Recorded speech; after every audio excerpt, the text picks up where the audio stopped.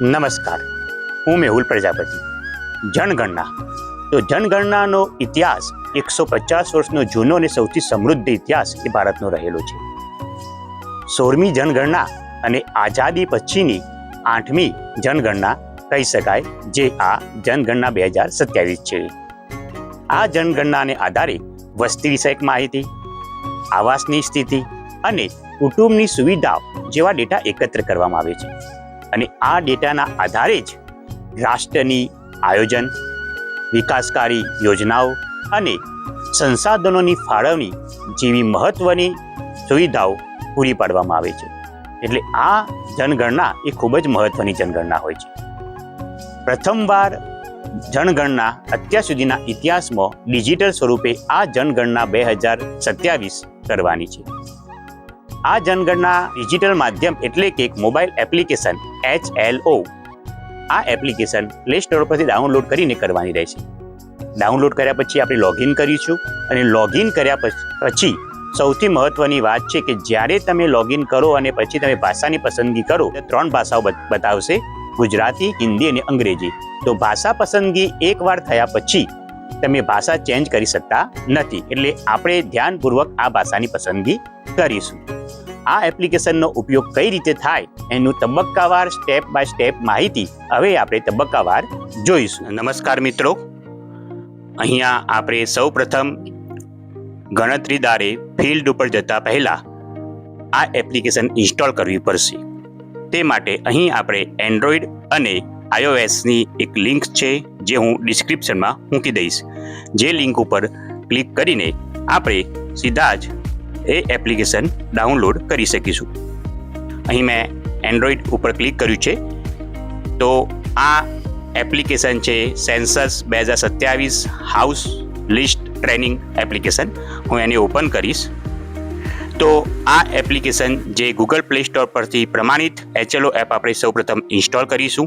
ત્યારબાદ તમામ મિત્રો તમને આપેલ યુઝર આઈડી અને પાસવર્ડથી લોગિન કરી અને લોગિન થયા પછી તમારા નિમણૂક પત્ર મુજબ સ્થળ, સંકેત, લોકેશન, પર્ટિક્યુલર્સ વિગતો ચકાસી લો. ત્યારબાદ આપશ્રીને ફાળવેલ વોર્ડની રૂબરૂ મુલાકાત દ્વારા તૈયાર કરેલ નકશા મુજબ અંદાજિત સંખ્યા અને જનગણના ઘરોની સંખ્યા દાખલ કરો. નીચે આપેલ ઘર યાદીની કામગીરી ઉપર ત્યારબાદ આપણે ક્લિક કરવાનું રહેશે. અહીંયા ક્લિક કરતા તમે જોશો કે ઘર યાદી દાખલ કરો તો અહીં જે સ્ક્રીન ઉપર તમને મહત્વના બટન્સ છે, જેમાં સૌ પ્રથમ ઘર યાદી ડેશબોર્ડ ઉપર તમને નીચે મુજબના મહત્વના વિકલ્પો જોવા મળશે. પહેલું છે ઘર યાદી દાખલ કરો, જેમાં નવા કુટુંબની નોંધણી શરૂ કરવા માટે આપણે તેનો ઉપયોગ કરીશું.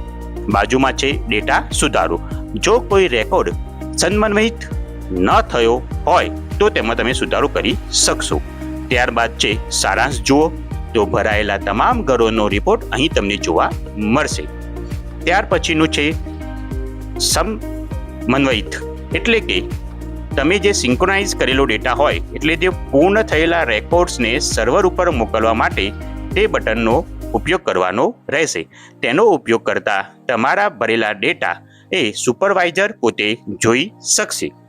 ત્યાર પછી જે છેલ્લું બટન છે તે છે પૂર્ણ થયેલ તરીકે ચિહ્નિત કરો. જ્યારે આખા બ્લોકનું કામ પૂરું થાય ત્યારે છેલ્લે જ આ બટનનો ઉપયોગ કરવાનો રહેશે.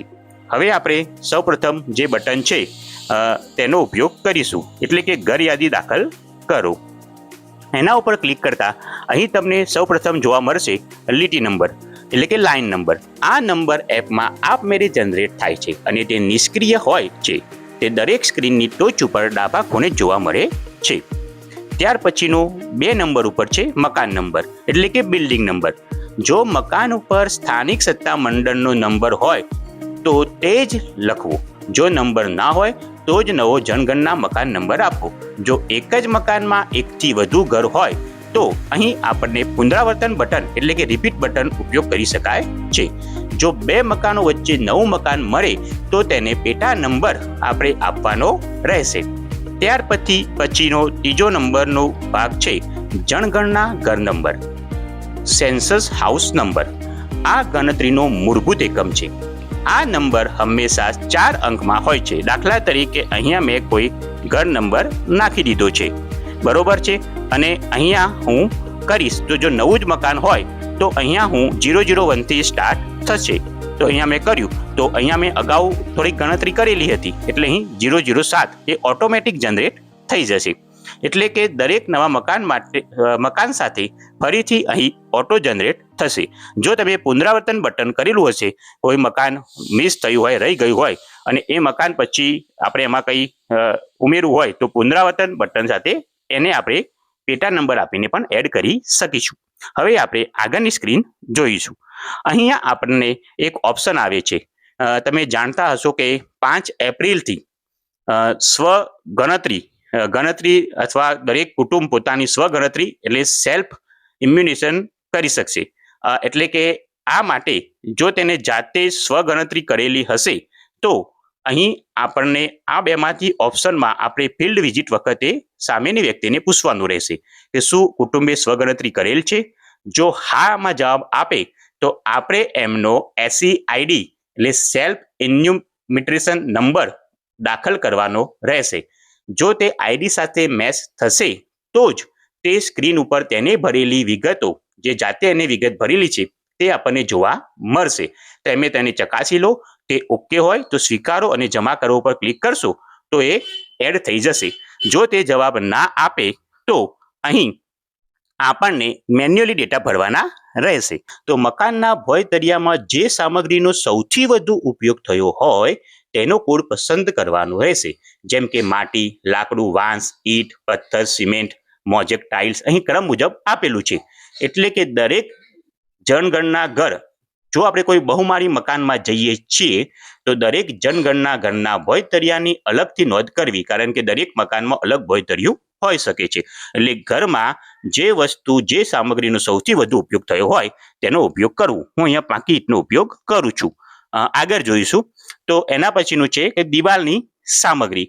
તો દિવાલમાં પણ આ જ વસ્તુ લાગુ પડશે કે જે સામગ્રીનો સૌથી વધુ ઘરમાં ઉપયોગ થયેલો હોય. કે મોટાભાગના પ્રશ્નો આપણે જે ઘરની મુલાકાત કરી હોય અને એમાંથી જે વ્યક્તિ આપણને પ્રત્યુત્તર આપતો હોય એ જે રીતનું પ્રત્યુત્તર આપે ઉત્તરદાતા એ મુજબ પૂછીને જ લખવાનો રહેશે. એટલે એ જે રીતની આપણને ખાતરી કરીને કહે કે અંદર જે સામગ્રીનો ઉપયોગ થયો છે તો એ સામગ્રીનો આપણે અહીંયા પસંદ કરવાની રહેશે. તો અહીં આપણને કીધું કે પાકી ઈંટ, તો આપણે પાકી ઈંટનો ઉપયોગ કરીશું. છત માટે પણ જે સામગ્રીનો મોટો ભાગ વપરાયો હોય તે કોડ અહીં આપવાનો રહેશે. અહીં પાકું મકાન હોય ધાબાવાળું, અથવા ઘાસ હોય, કાચું મકાન હોય, તો અહીં આપણને દાખલા તરીકે કોન્ક્રીટ વાળું ધાબુ છે તો કોન્ક્રીટ, બાકીનો તમે મોડ્યુલમાં પણ અભ્યાસ કરી શકશો વિગતવાર.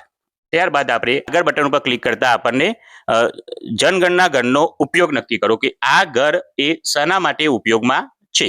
એટલે કે જો ઘર ફક્ત રહેઠાણ માટે હોય તો રહેઠાણ માટે કરીશું. રહેઠાણની સાથે અન્ય ઉપયોગ હોય જેમ કે દુકાન, ક્લિનિક હોય તો આપણે 3 થી 9 માંથી એ નક્કી કરવાનું રહેશે કે ઘર શાના માટે છે. જે તમે ઉપયોગ કરશો તો તમારે નીચે પેટા વિગત લખવાની રહેશે. દાખલા તરીકે રહેઠાણ માટે હોય તો હું રહેઠાણ ઉપર ક્લિક કરીશ. ત્યારબાદ હું આગળના ઉપર ક્લિક કરીશ. તો આ ઘરની સ્થિતિ કેવી છે, ઉત્તરદાતા જે અભિપ્રાય આપે એ અભિપ્રાય આપણે આખરી ગણવાનો રહેશે. એટલે એના આધારે આપણે અહીંયા ટીક કરવાનું રહેશે. ત્યારબાદ આગળ ઉપર ક્લિક કરતા અહીંયા કુટુંબના સભ્યોની વિગતો, કુટુંબના સામાન્ય રીતે રહેલી કુલ વ્યક્તિઓની સંખ્યા. તો અહીં કુટુંબમાં જે સંખ્યા લખીશું તે આપણે ખાસ ધ્યાન રાખીશું કે ઘરની અંદર તમામ સ્ત્રી, પુરુષો, બાળકો, દિવ્યાંગ વ્યક્તિઓની ગણતરી કરીશું. મુલાકાતના દિવસે ગેરહાજર હોય તેવા સામાન્ય રહેવાસીઓની પણ આપણે ગણના કરીશું. એટલે કે મુલાકાતના દિવસે ઘરમાંથી 4 થી 5 વ્યક્તિઓ કામ અર્થે બહાર ગયેલ હોય છતાં પણ આપણે એ પરિવારના સભ્યો ગણીશું. પરંતુ એક ખાસ ધ્યાન રાખજો કે એ દિવસે ઘરમાં બહારથી કોઈ મુલાકાતી આવ્યા હોય તો એને એ ઘરના સભ્ય ગણવામાં આવશે નહીં. તો અહીં એ લખવાનું રહેશે. અહીં મુલાકાતની સંખ્યા લખી મેં. ત્યારબાદ અહીં કુટુંબના મુખ્ય માણસનું નામ. તો કુટુંબના મુખ્ય માણસનું નામ આપણે શક્ય હોય તો પૂરું નામ અહીંયા લખીશું.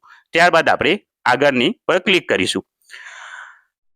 અહીં કુટુંબની વિગતો, તો જવાબ આપનાર વ્યક્તિની જાતિ એ કોણ છે, તો અહીંયા પુરુષ, તો હું પુરુષ સિલેક્ટ કરીશ. ત્યાર પછી એમાં ખાસ એક વસ્તુ યાદ રાખજો કે અનુસૂચિત જાતિ એટલે એસસી એ ફક્ત હિન્દુ, શીખ અને બૌદ્ધ ધર્મમાં જ હોઈ શકે છે. એટલે જે લાગતું હોય આપણે ખાતરી કરીને કરવાનું રહેશે. અહીંયા નીચે એની યાદી પણ આપેલી છે. તમારે જો યાદી જોઈ હોય તો નીચે ક્લિક કરીને યાદી પણ જોઈ શકશો. હું અહીં અન્ય ઉપર ક્લિક કરીશ અને આગળ જઈશ. અહીં આ ઘરની માલિકીનો દરજ્જો, તો આ મકાન કોનું છે, તો એ માલિકનું હોય અથવા ભાડાનું હોય તો એ આપણે કન્ફર્મ કરીશું. અને એ રીતે જો એને હપ્તો ચાલતો હોય તો પણ માલિકીનું ઘર જ ગણાશે. લોન કે હપ્તો ચાલતો હોય તો આપણે આ કન્ફર્મ કરી અને જવાબ ટીક કરીશું. અહીં રહેવાના ઉપયોગમાં આવતા ઓરડાઓની સંખ્યા, આમાં આપણે ખાસ ધ્યાન રાખીએ. કુટુંબ પાસે રહેવા માટે કેટલા ઓરડા છે તે ગણો. આમાં એક વસ્તુ મહત્વની છે કે આમાં રસોડું, બાથરૂમ, સ્ટોર રૂમ કે વરંડાનો સમાવેશ કરવાનો રહેતો નથી. એટલે કે હોલ અને બેડરૂમ નો સમાવેશ આપણે એના મુખ્ય ઓરડા તરીકે ગણીશું. તો અહીંયા એક પસંદ કરવામાં આવ્યો છે. આ કુટુંબમાં રહેતા પરણિત દંપતીની સંખ્યા, એટલે ઘરમાં જેટલા પણ પરણિત એ પરિવારમાં રહેતા હોય એનું આપણે અહીંયા લખવાનું રહેશે. એની અંદર ખાસ એક વસ્તુ ધ્યાન રાખીશું કે કોઈ જગ્યાએ લીવ ઇન રિલેશનશીપમાં રહેતું હોય એને પણ આપણે દંપતી તરીકે જ ગણવાનું રહેશે. તો અહીં હું લખી શકું છું કે ભાઈ કેટલા પરિવાર છે, પરણિત પરિવાર. એના પછી પીવાના પાણીનો મુખ્ય સ્ત્રોત. તો અહીં તમે પીવાનું પાણી છે એ કયો સ્ત્રોત ઉપયોગ કરે છો તે પૂછવાનું રહેશે. જો સ્ત્રોત ઘરની બહાર હોય પણ પાઇપ દ્વારા પાણી ઘરમાં આવતું હોય તો તેને નળ દ્વારા પાણી ગણવું. એટલે આપણે આમાંથી જે પણ લાગુ હોય એ ક્લિક કરવાનું રહેશે. આગળ જોઈશું કે આ પાણીની સુવિધા એને પરિસરમાં જ મળે છે અથવા પરિસરથી નજીકમાં 500 મીટર, 1000 મીટરના એરિયામાં મળતી હોય, અહીં પરિસરમાં જ આપણે એને ગણીશું.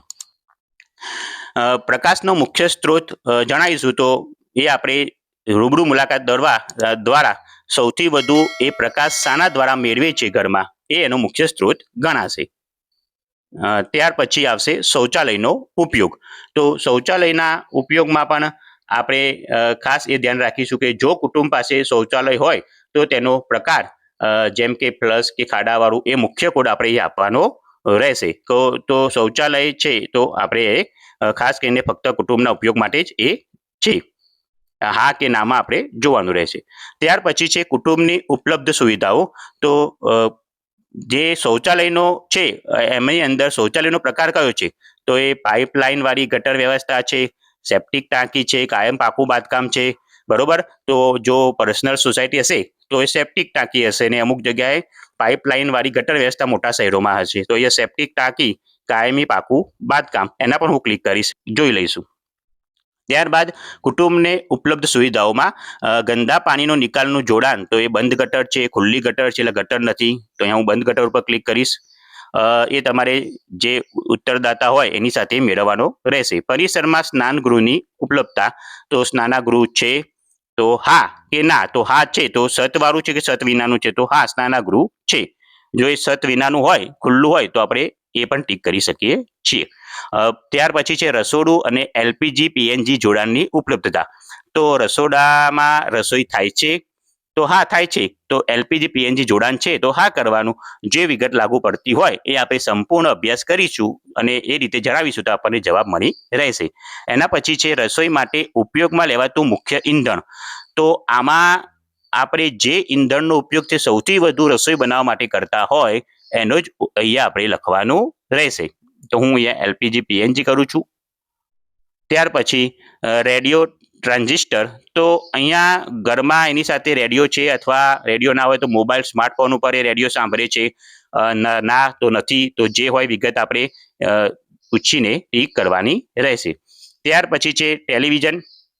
તો અહીંયા એના ઘરે ટેલિવિઝનમાં દૂરદર્શન નિઃશુલ્ક ડીશ છે અથવા ડીટીએચ સેવા છે, જે હોય જે લાગુ પડતું હોય હા કે ના એ આપણે પસંદ કરીશું. ઇન્ટરનેટની સુવિધામાં લેપટોપ, કોમ્પ્યુટર, મોબાઈલ, સ્માર્ટફોન, તો આપણે અથવા અન્ય કોઈ ઉપકરણથી ઇન્ટરનેટ મેળવતા હોય હા કે ના, તો હા તો મોબાઈલથી.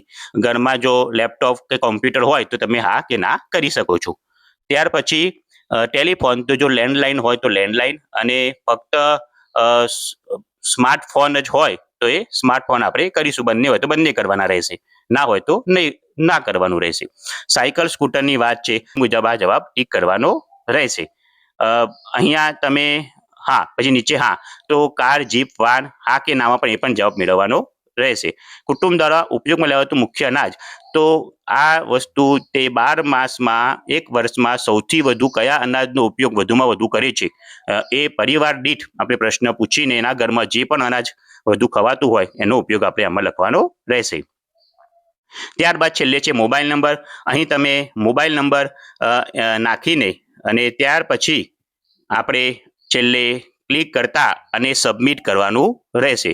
સબમિટ કર્યા પછી ગણતરીદારને તેને ભરેલી વિગતની સંપૂર્ણ માહિતી એ જોવા મળશે અને આ વિગત કર્યા પછી જો ઓકે હોય તો ખાતરી કરો અથવા ફેરફાર કરો અથવા રદ કરો. જે તમને લાગે ઓકે હોય તો તમે ખાતરી કરો, એના પર ક્લિક કરવાનું રહેશે. આ રીતે તમારા ફોર્મ ભરાયેલું વિગત અહીં જોવા મળશે. ત્યારબાદ તમે ફરીથી નવું ફોર્મ લીટી નંબર 9 આવી ગયો છે એ રીતે તમે મકાન નંબર અને જનગણના ઘર નંબર નાખીને એ જોઈ શકશો.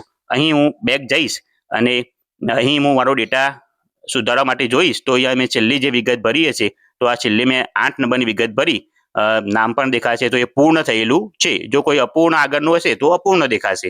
આ એક ડેમો માટે છે અને એના માટે આ વસ્તુ બનાવેલ છે. આ વિડીયો બનાવવાનો મુખ્ય હેતુ એ જ છે કે ફિલ્ડમાં જતા તમામ ફિલ્ડ વિઝિટરોને અને ગણતરીદારને આમાંના કઈ રીતના એપ્લિકેશનનો ઉપયોગ કરવો, શું કાળજી રાખવી અને ચોકસાઈપૂર્વક એને કામ કરી શકે એ માટે ફક્ત ને ફક્ત માર્ગદર્શન માટે જ બનાવેલ છે. આભાર.